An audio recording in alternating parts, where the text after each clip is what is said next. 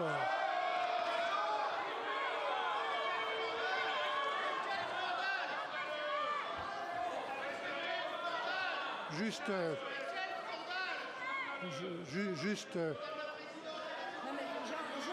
scandaleux.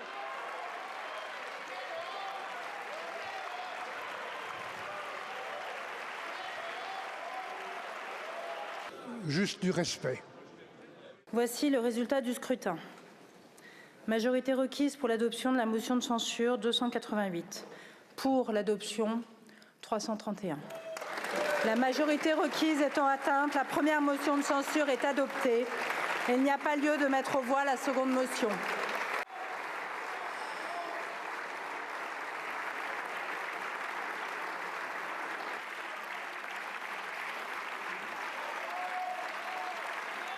En raison de l'adoption de la motion de censure et conformément à l'article 50 de la Constitution, le Premier ministre doit remettre au Président de la République la démission du gouvernement.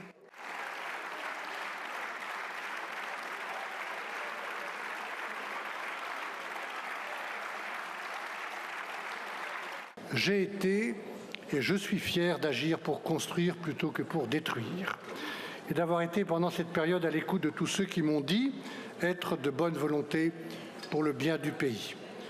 Mesdames et messieurs les députés, je ne me résous pas à l'idée que la déstabilisation institutionnelle puisse être l'objectif qui rassemblerait ici une majorité des députés.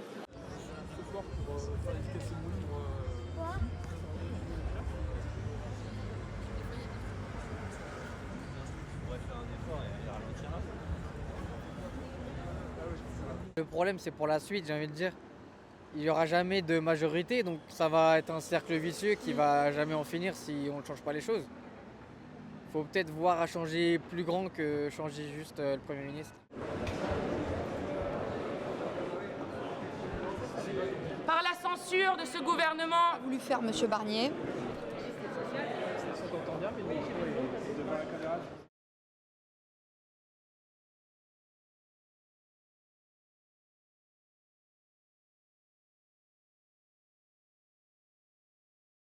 Aujourd'hui, par la censure de ce gouvernement, c'est toute la politique d'Emmanuel Macron qui est battue. Celle qui a été battue 3 fois dans le résultat des urnes.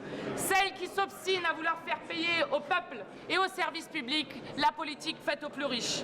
Celle qui doit maintenant s'arrêter. Et pour sortir de l'impasse dans laquelle a placé le pays, le président de la République, eh bien, il ne reste qu'une solution. Nous demandons maintenant à Emmanuel Macron de s'en aller.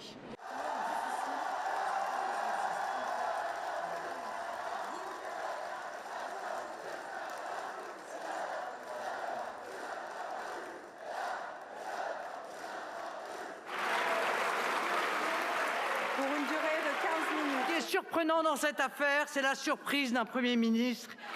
Monsieur le Premier ministre... Ce que j'attends de celui qui sera nommé, que ce soit Sébastien Lecornu, François Baroin ou quelqu'un d'autre, parce que Emmanuel Macron est toujours le spécialiste pour sortir des noms que personne n'attend, c'est d'abord le respect à l'égard des électeurs du Rassemblement national, qui ont été 11 millions à voter pour nos candidats lors des dernières élections européennes puis législatives, et évidemment la prise en compte de l'urgence sociale aujourd'hui dans le pays et des intérêts économiques de la France. Donc nous on est prêts à avancer, on a toujours été dans cet état d'esprit.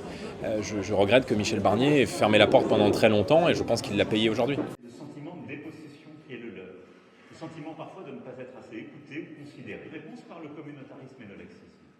Ce qui est proposé par l'extrême droite et ceux qui s'y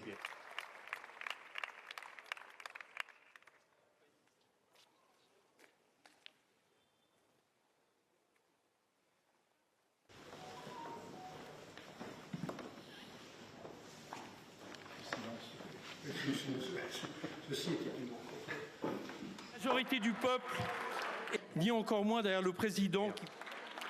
Votre échec était annoncé, ce socle précédent, pour expédier une politique déjà minoritaire.